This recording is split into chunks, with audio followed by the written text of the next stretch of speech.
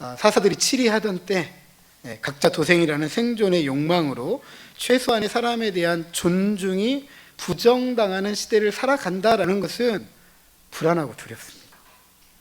근데 하필 흉년이 들었습니다. 누구든 그렇듯이 유다 베들레헴 에브라 출신 엘리멜렉이 아내와 두 아들을 이끌고 생존을 위해 모압 땅으로 이주합니다. 하지만 죽고 말아요. 그의 아내와 그 안에 나오미와 아들 둘만 살게 됩니다. 그래도 살아보겠다고 또 두 아들을 위해 모압 여인을 며느리로 맞아들이지만 안타깝게도 두 아들마저 자녀도 없이 죽음을 맞게 됩니다.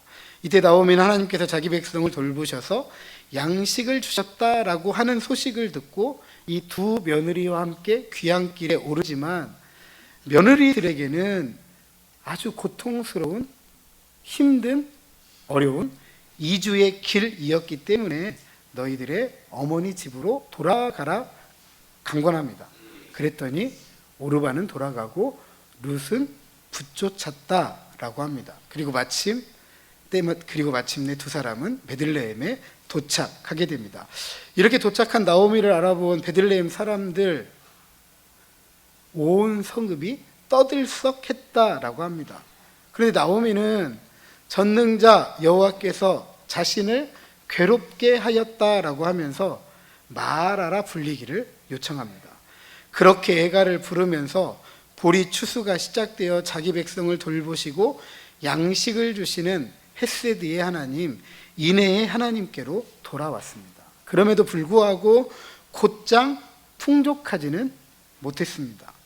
양식을 얻기 위해 누군가의 은혜를 기대면서 룻이 밭으로 나아갑니다. 무시, 차별, 배제, 억압, 증오, 혐오로 이삭을 줍고자 했지만 제대로 이삭을 줍지 못했을 것입니다. 그럼에도 살기 위해 미친 듯이 이삭을 주었습니다. 누가 뭐라고 해도, 괴롭혀도, 힘들게 해도, 내쫓아도 주어야 사니까 미친 듯이 주었을 거예요. 그러다가 우연히 엘리멜렉의 친족 유력한 자 보아스의 밭에 이르렀고 추수하는 밭에서 이삭을 줍게 해달라라고 하는 위험하고 당돌한 은혜를 구하며 기다립니다.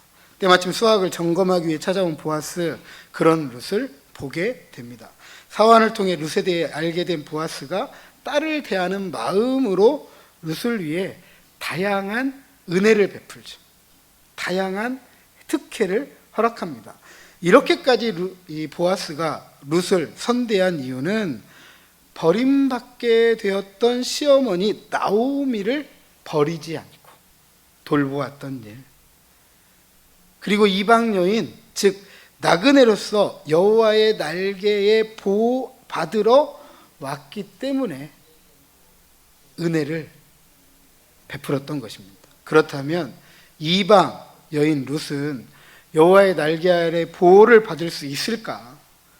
보아스가 룻을 위해 복을 구한 것처럼 하나님은 룻이 행한 일에 대해서 보답하시고 룻은 온전한 상을 받을 수 있을까? 질문하지 않을 수 없습니다. 식사 후에 보아스의 보호 아래 룻이 보리 이삭 줍기가 계속됩니다. 보아스의 밭에서 저녁까지 주었다라고 합니다. 어떻게든 조금이라도 더 주우려고 했던 것이죠. 그리고 주운 이삭을 타작할 곳을 찾아 옮겨서 떨었다. 우리가 깨를 털잖아요. 그죠? 이렇게 털잖아요. 이렇게 작대기로. 그런 것처럼 이삭 주운 것이 많지가 않기 때문에 이걸 이렇게 떨었던 거예요. 그렇게 얻은 이삭의 양이 한 에바쯤이다 라고 합니다. 고대 한 에바는 시대마다 지역마다 좀 틀립니다. 큰 차이가 있어서 보통 규정하기 어려운데 일반적으로 학자들은 약 22리터 또는 킬로그램, 무게로 따지면 20kg, 말로 따지면 한 말 조금 더 되게 이렇게 얻은 거예요. 이 정도 분량이면 보통 그렇대요. 고대에 두 사람이 일주일 정도 먹을 수 있는 양식이었다라고 합니다. 그러면 많이 얻은 거예요? 적게 얻은 거예요? 많이 얻은 거죠. 추수하는 밭에 가가지고 이삭을 이만큼 줍기는 쉬운 일이 아니에요. 떨어가지고 먹을 곡식을 거둬온 거니까 결코 적은 것이 아닙니다. 굉장히 많은 양식을 얻었습니다. 특이한 것은 이 많은 양식을 얻는 과정을 굉장히 짧게 기록하고 있어요. 보통 이 과정이 길잖아요. 추수하는 밭에 가서 이삭을 이렇게 주울 수 있는 게 아니잖아요. 떨어진 이삭을 줍는 거니까 굉장히 고단한 일이에요. 고단한 일. 이 고단한 일을 또 가가지고 털고 하는 이 시간은 상당히 길었을 텐데 우리가 읽은 성경을 보면 굉장히 짧아요. 왜 그럴까요? 왜 그럴까요? 룻의 심리적 상태가 고되지 않아요. 내가 지금 이렇게 일하는 것이 어렵게 느껴지지가 않아요. 왜요? 보아스에게 너무 큰 은혜를 받은 거예요. 그러니까 마음이 지금 어떤 마음이죠? 너무 가볍고 풍족한 마음인 거예요. 그러니까 일을 하는 게 고되지 않은 거죠. 모든 일들이 쉬이 진행이 되는 거예요. 이렇게 룻이 가볍고 즐겁게 이삭을 줍고 이삭을 떨고 곡식을 얻는 동안에 나오미는 어땠을까요? 시어머니 나오미는. 여러분이 시어머니다. 이방의 며느리를 데리고 고향 땅에 왔어요. 나는 나이가 많아. 할 수 있는 일이 적어요. 그러면 여러분 같으면 어떠시겠어요?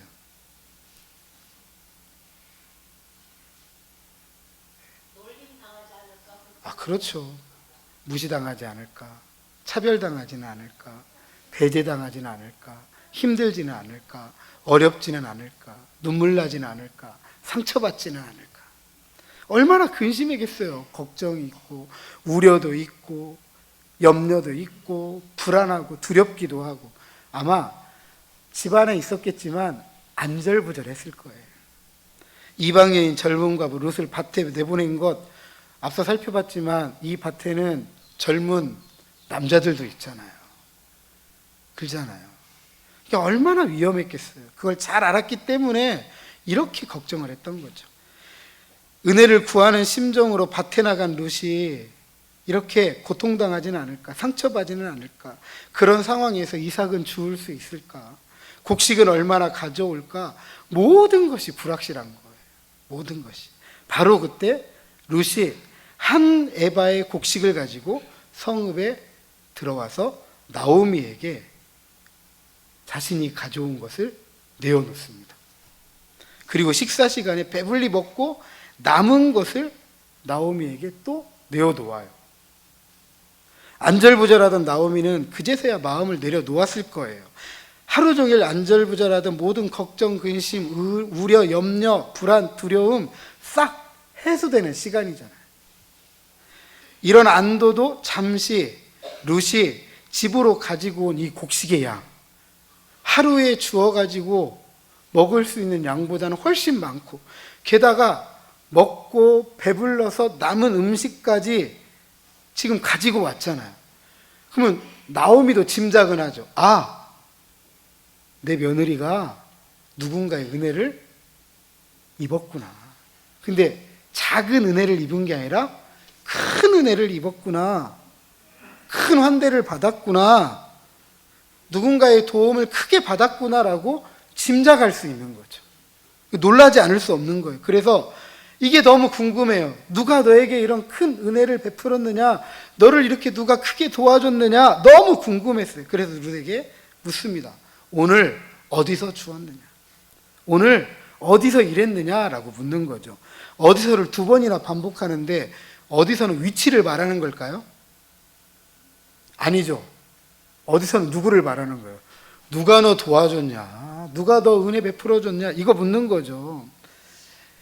가난한 늙어버린 과부, 가난한 이방의 젊은 과부, 이 돌아본 이가 너무 고마운 거예요. 그래서 복을 받을 사람이다 라고 이야기를 합니다. 너를 돌본 자에게 복이 있기를 원하노라. 하나님께서 자기 백성을 돌보셔서 양식을 주셨다 함을 듣고 귀향했어요. 룻은 이방 여인이었지만 보아스를 통해서 돌봄을 받았습니다. 나오미는 그것을 확인이라도 하듯이 그렇게 큰 은혜를 베푼 이가 너를 돌보았다. 하나님께서 자기 백성을 돌보았다. 룻이 나오미를 돌보았다. 보아스가 룻을 돌보았다. 너를 돌보았다. 돌보았다라고 강조하고 있습니다.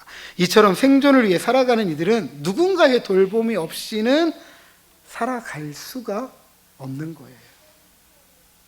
생존을 위해 귀향 온 이들이 생명을 유지할 수 있도록 도와준 이가 룻을 통해서 드디어 밝혀집니다. 룻이 말합니다. 오늘 일하게 한 사람의 이름은 보아스입니다. 그런데 어디에서 일했냐? 어디에서 이 양식을 얻었냐? 이렇게 물어볼 때 우리 뭐라고만 대답하면 되죠?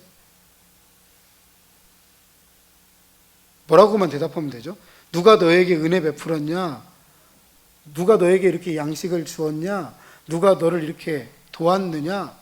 누가 너를 이렇게 돌봤느냐? 어디서 일했느냐? 뭐라고만 대답하면 돼요. 이름만 얘기하면 되잖아요. 오늘 일하게 한 사람의 이름은 보아스입니다. 이렇게 해요, 안 해요? 이렇게 얘기 않잖아요. 보아스예요. 이렇게 이야기하지. 오늘 일하게 한 사람의 이름은 보아스입니다. 이렇게 얘기 안 씁니다. 보통은. 무슨 말씀을 하려고 하냐면 불필요한 이야기가 너무 많아요. 보아스예요 라고 하면 다 얘기된 거잖아요. 물어보기는 어디에서 누가 너 도와줬냐? 누가 너 양식 줬냐? 누구의 땅에서 일했느냐? 이거 물어보는 건데 굳이 오늘 일하게 한 사람의 이름은 보아스입니다. 이렇게 얘기 안 해도 된다고요. 왜 그랬을까? 왜 이렇게 길게 히브리어 문장을 보더라도 이렇게 불필요한 많은 이야기가 있고 맨 마중에 보아스의 이름이 있어요. 왜 그럴까요? 네? 설명을 자세히 하기 위해서. 네, 그 말도 맞고. 몰랐기 때문에. 네. 뭐 다양한 이유가 있을 수 있는데 여러분 이 보통 영화나 연극을 보면 룻은 지금 누군지 알아요? 몰라요? 룻은 알죠? 나오미는 알아요? 몰라요? 지금 나오미가 궁금해하잖아요. 근데 보통 궁금해하는 일을 알려줄 때 아는 사람이 모르는 사람에게 알려줄 때 쉽게 알려주나요? 안 알려주나요? 왜 그러죠? 앉아있는 우리는 누군지 다 알아. 근데 지금 나오미는 몰라요. 이 룻기를 입고 있는 우리는 다 알아요. 근데 나오미만큼은 몰라요. 지금 굉장히 뜸들이는 거죠. 왜 뜸들이죠? 긴장감을 높여주기 위해서. 이 극적인 요소를 살리기 위해서 이러는 거예요. 그냥 보아스예요 하면 너무 쉬워요. 그런데 오늘 일하게 한 사람의 이름은 보아스입니다. 이렇게 말하는 거예요. 그래서 이 글을 읽는 사람이 궁금해하더라고요. 나오미가 얼마나 궁금해하고 있는지 읽고 있는 사람이 답답해할 정도로 좀 빨리 좀 말해주지 왜 뜸들여? 긴장감을 높여주는 거죠. 성경에는 이렇게 긴장감을 높이는 이 문학적인 표현들이 참 많습니다. 문학적인 기법들이. 자, 어찌되었든지 이 룻의 마지막 끝에 이르러서야 베일의 주인공, 숨겨졌던 주인공 보아스가 등장을 합니다. 룻은 우연히 보아스의 밭에 이르렀고 보아스의 특혜 속에서 안전하게 이삭을 주었고 풍성하게 곡식을 얻었습니다. 나오미와 룻은 하나님의 돌보심을 우연히 보아스를 통해서 경험한 거예요. 예수님은 인자가 천사와 함께 올 때에 의인으로 비유되는 양은 오른편에, 악인으로 비유되는 염소는 왼편에 둔다고 가르치면서 오른편에 있는 자들, 의인들, 이 의인들이 왜 복을 받는지, 이 의인들에게는 예비된 나라가 상속되어진다라고 이렇게 가르칩니다. 그러면 이렇게 복을 받고 예비된 나라를 상속받는 이들 의인 어떤 사람들인가? 마태복음 24장 40절에 보니까 이렇게 기록합니다. 여기 내 형제 중에 지극히 작은 자 하나에게 한 것이 곧 내게 한 것이다. 주님에게 한 것이다 라고 가르칩니다. 우리는 생존을 위해 오늘도 신음하고 눈물 짓고 있는 이들의 삶을 이처럼 돌볼 수 있어야 돼요. 그 일이 누구를 위한 일이라고요? 주님을 위한 일이고, 그런 일을 감당하는 이들이 예비된 나라를 상속받고 복을 받는 자다라고 성경은 가르칩니다. 보아스의 이름을 들은 나오미가 즉각적으로 반응해요. 왜 그랬을까요? 아는 사람이에요. 친척이잖아요. 아는 사람이죠. 같이 20절 읽어보도록 하겠습니다. 어떻게 반응하는지 20절 시작. 나오미가 자기 며느리에게 이르되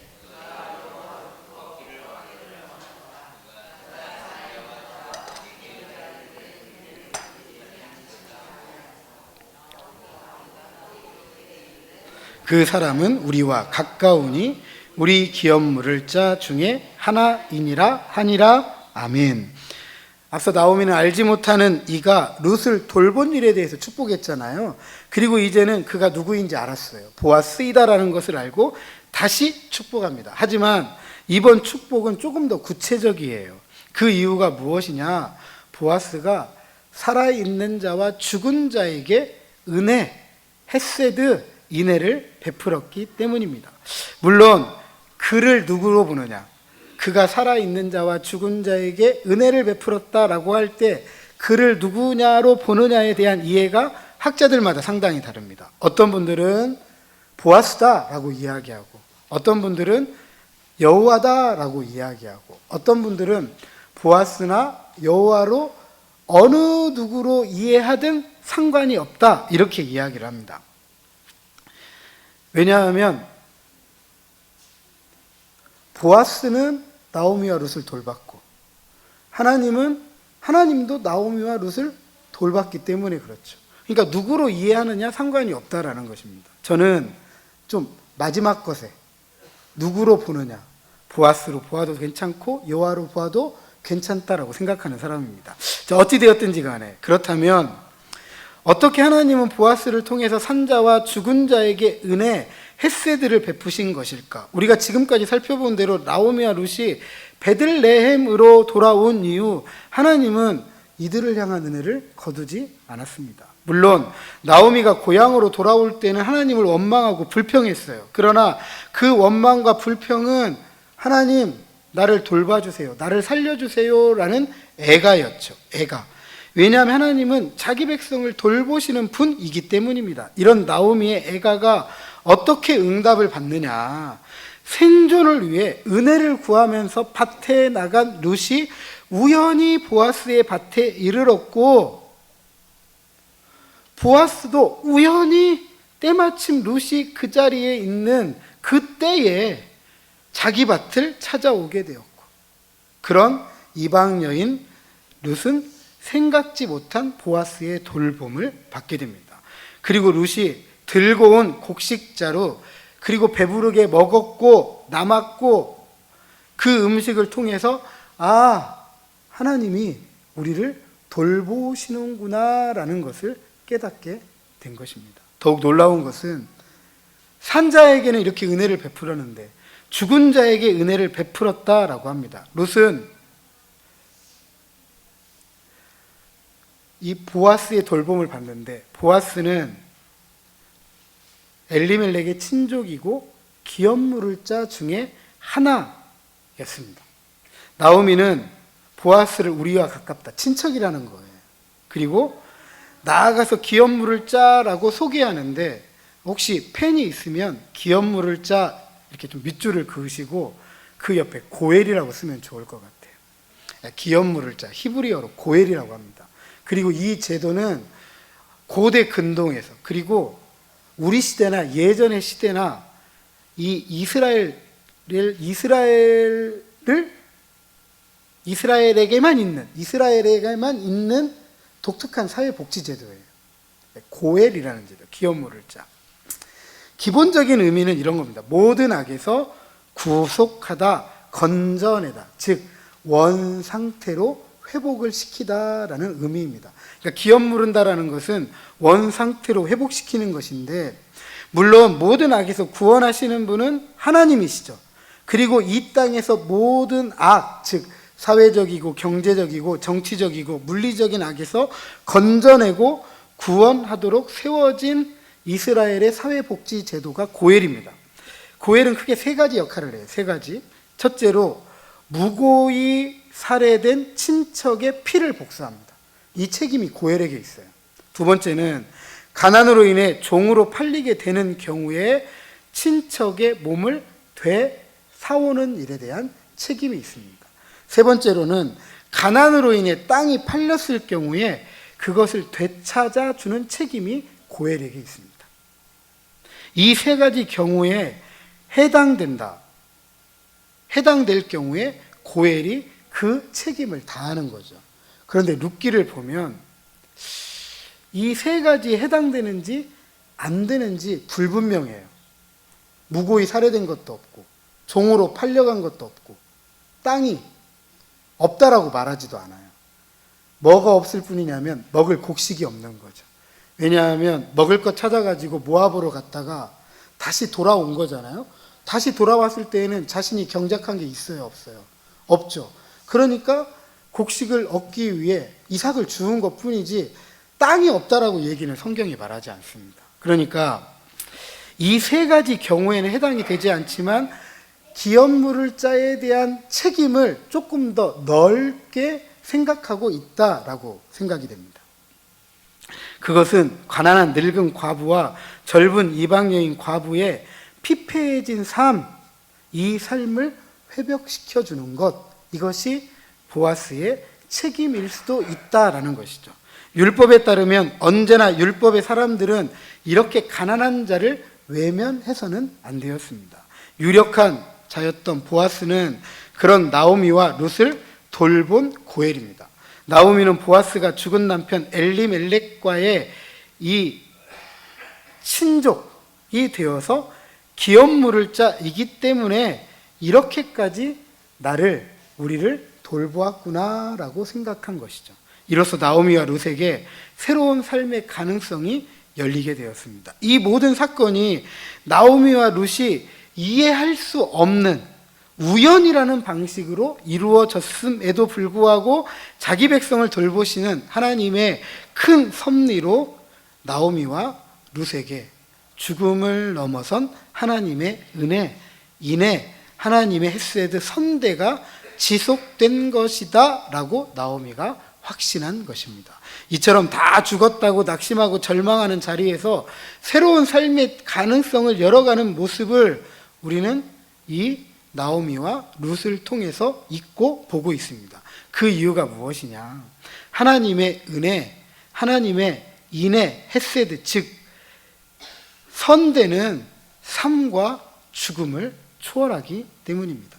이 은혜는 하나님의 은혜를 알고 살아가는 이들을 통해서 경험이 됩니다. 이런 하나님의 사람을 통해서 생존의 가장자리에서 허우적거리는 이들이 새로운 삶의 가능성을 보게 되는 것이고 새로운 삶의 자리로 용기를 가지고 나아갈 수 있도록 돕기 때문이죠. 그래서 우리는 아무것도 할 수 없다, 다 끝났다라고 생각되는 그 자리에서 누구를 기억해야 되냐면 자기 백성을 돌보시는 하나님, 산자와 죽은 자를 돌보시는 하나님을 기억해야 돼요. 그리고 주저앉은 자리를 박차고 일어나야 됩니다. 왜냐하면 그분은 자기 백성을 돌보시는 하나님이시기 때문입니다. 이런 나오미의 이야기에 룻이 반응해요. 그런데 이 반응이 조금 소박하게 느껴집니다. 단순하게 느껴집니다. 나오미는 보아스라는 이름을 듣고 뭔가 굉장한 생각들을 갖게 되는 거죠. 야, 이제 우리 살았다.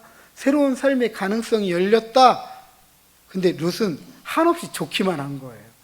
우리 이제 죽지 않게 되었다. 우리 먹을 것이 있다. 이 정도 생각만 한 거죠.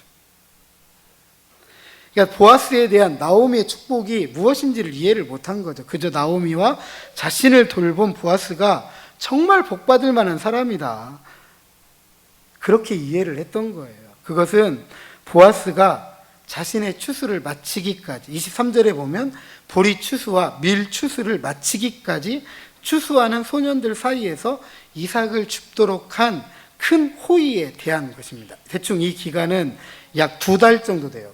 보리 추수가 끝나면 밀 추수가 시작되고 그 추수가 한 달 정도 이어지니까 2달 정도 됩니다. 그렇다면 이런 거죠. 당분간은 먹을 것 때문에 걱정하지 않아도 됩니다. 앞서 여러 번 말씀을 드린 것처럼 이런 보아스의 호의는 정말 특혜예요. 가난한 자들에게 허락된 건 추수가 끝난 땅에서 이삭을 줍는 거지, 추수하고 있는 땅에서 이삭을 줍도록 하지 않기 때문에 그렇습니다. 게다가 어떤 특혜도 받죠? 이 이삭을 이렇게 추수할 때, 이 곡식을 자를 때 일부러 이삭을 어떻게 하라고 하죠? 떨어뜨리라 했단 말이에요. 이게 아무나 받을 수 있는 특혜가 아니죠. 룻기 저자가 가르치고 있는 것처럼 가난하고 젊은 과부 모압 여인에게 베풀어진 정말 큰 특혜예요. 그리고 이 특혜는 더 크게 느껴지는 거죠. 그것은 보아스가 진심으로 복받을 사람입니다. 정말 그 사람 복받을 사람이에요. 그러니까 나오미하고 생각은 천지 차이인 거죠. 그러나 나오미에게는 보아스가 다른 존재입니다. 물론 당분간 먹을 것 때문에 걱정하지 않을 수 있는 것도 다행인데, 보아스의 인애가 살아있는 자신들 뿐만 아니라 남편과 죽은 아들을 돌보는 것이다 라고 한다면 이제 새로운 삶으로 나아가고 예전의 삶을 회복할 수 있다라는 기대감을 갖게 합니다. 그렇게 하기 위해서는 룻이 누구 옆에 있어야 되죠? 보아스 옆에 있어야 되죠. 보아스 옆에 있어야죠. 그래서 나오미가 룻에게 충고합니다. 그의 소녀들과 함께 나가고 다른 밭에서 사람을 만나지 않는 것이 좋다. 보아스는 룻에게 내 소년들에게 붙어 있으라고 했는데 나오미는 소년들이 아니라 소녀들로 바꿉니다. 물론 보아스는 추수밭에 일꾼들, 즉 이삭을 자르는 소년들, 그리고 이삭을 한 줌씩 묶어 나르는 소녀들, 이 모두를 통칭하는 의미에서 소년들이라고 하였고, 반면에 나오미는 소녀들이라고 하는 것은 추수밭에서 룻의 안전과, 그죠? 룻의 보호를 위한 것입니다. 하지만 가까운 친족 고엘로서 하나님의 돌봄을 대신하는 보아스의 돌봄이 끊임없는 돌봄이 되기 위해서는 누구 밭에만 있어야 돼요? 보아스의 밭에만 있어야 되는 거죠. 그래서 소녀들과 함께 있어라 라고 말하는 것입니다.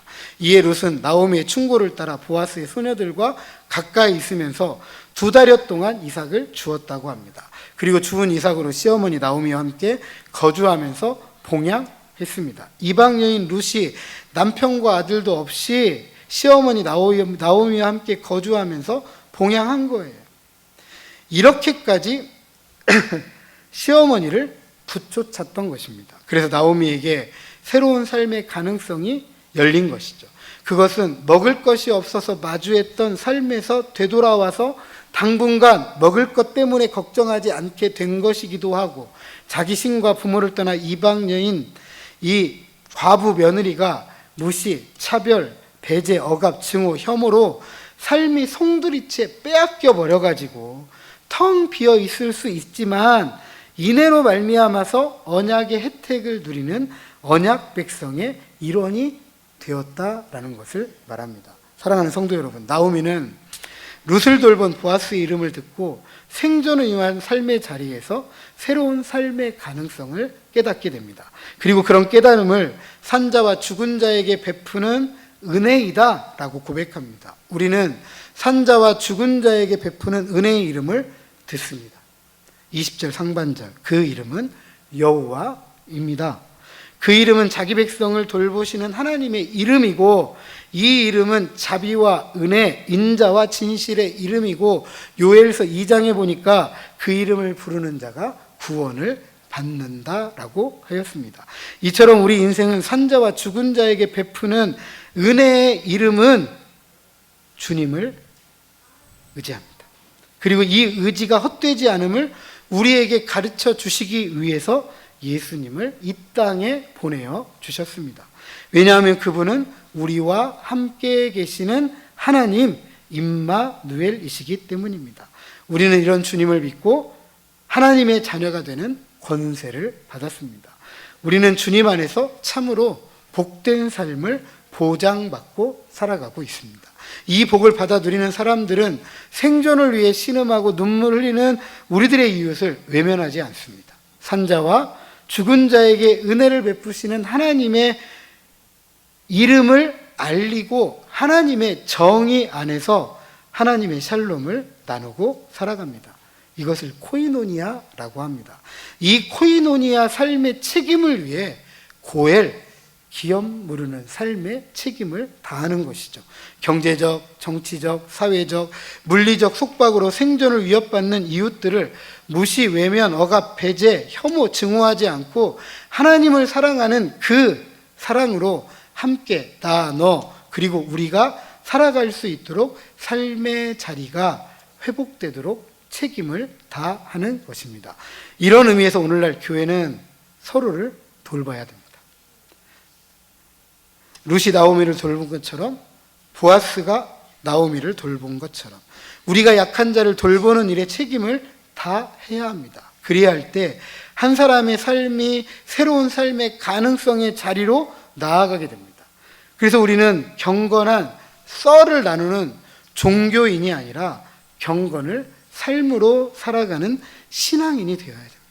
하나님의 뜻이 하늘에서 이루어진 것처럼 이 땅에서 이루어지기까지 그 책임 있는 삶을 다 해야 합니다.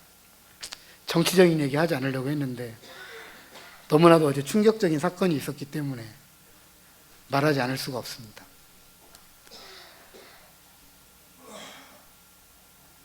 12.3을 계몽이라고 하는 사람들이 있습니다.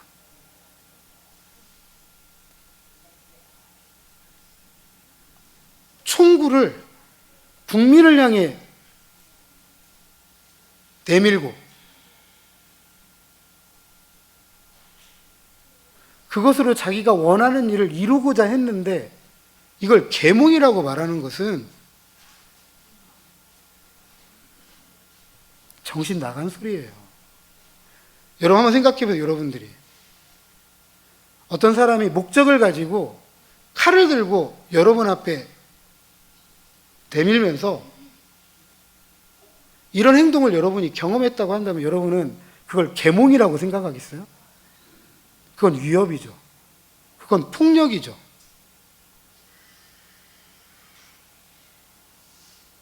이런 폭력을 행한 사람이 어제 구치소를 나가면서 주먹을 쥐고 나가더라고요.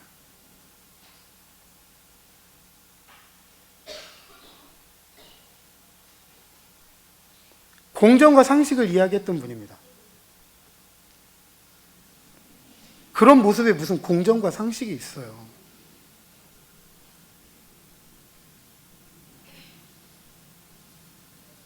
공정과 상식을 누가 저버렸죠? 본인이 저버렸어요. 위법, 위헌적인 행동을 통해서.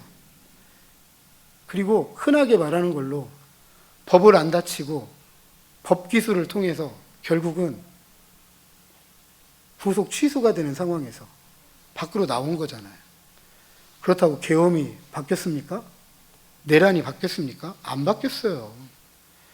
반성하는 기미가 하나도 없어요. 무엇이 잘못됐는지 인식하지 못하고 있어요. 그런 지도자가 다시 그 자리를 차지한다라고 한다면 여러분 우리는 정말 사사시대를 살아가는 것이고 흉년을 살아가는 거죠. 얼마나 불안하고 두렵습니까?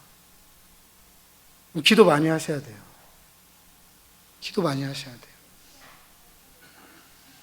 이건 돌보는 행위가 아니라 나만 살겠다고 너를 죽이는 행위이지 결코 함께 살아가는 방식이 아닙니다. 우리가 꿈꾸는 세상은 저는 진보도 아니고 보수도 아닙니다. 왜냐하면 다 아시다시피 믿을 만한 정치인들 누가 있습니까? 누가 대통령이 된들 다 손가락질 당할 수밖에 없어요. 하지만 그 중에서도 어떤 사람이 함께 살아가고자 노력하는 사람인가, 그걸 보고 저는 대통령, 국회의원, 지자체, 선거에 참여합니다. 교회는 그걸 꿈꾸는 사람들이에요. 너 우리가 함께 사랑하는 세상을 함께 꿈꾸고 그 세상을 만들어갈 수 있는 사람에게 우리의 한 표를 건네는 거죠.